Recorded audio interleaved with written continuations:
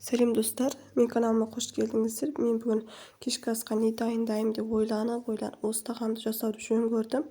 Маған бұл тағамның ұнағаны тез дайын болады екен, ешқандай уақыт алмайды және өте жеңіл.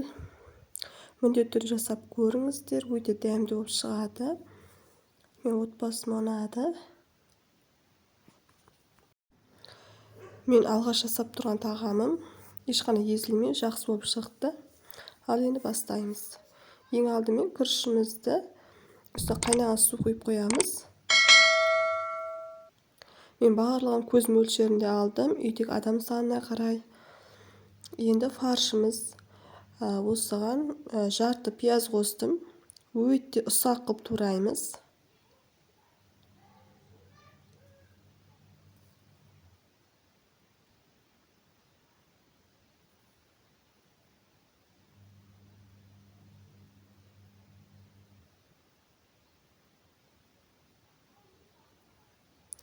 Енді күрішіміз саламыз. Аз-аздан салып, көз мөлшерінде өлшеп саласыздар. Барлығын тұз, қара бұрыш саламыз. Паприка салуға да болады. Енді жақсылап араластырамыз. Осылай азғантай қоя тұрамыз.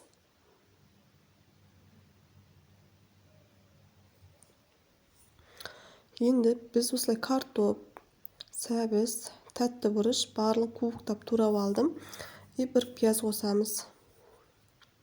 Енді алдыңғы фаршымызды осылай қолымызбен дөңгелектеп шығамыз.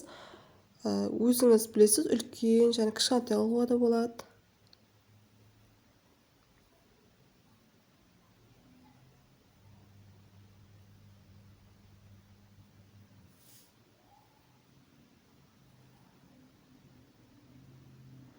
Міне осылай дайындап қойдым.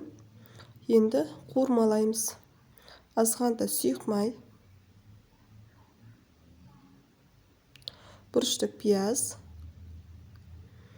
кішкене ғана қызартамыз.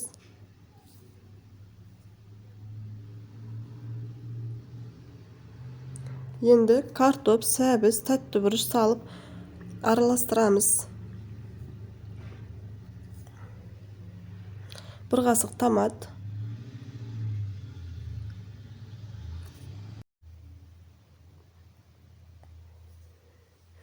тұз, жақсылап қуырып аламыз. Енді суын құямыз.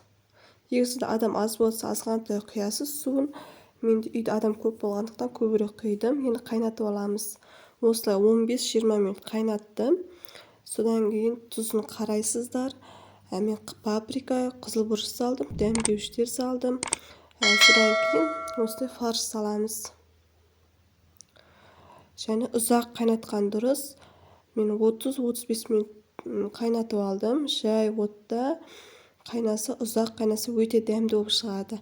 Міне осымен кешкі асымыз дайын. Өте жеңіл тағам.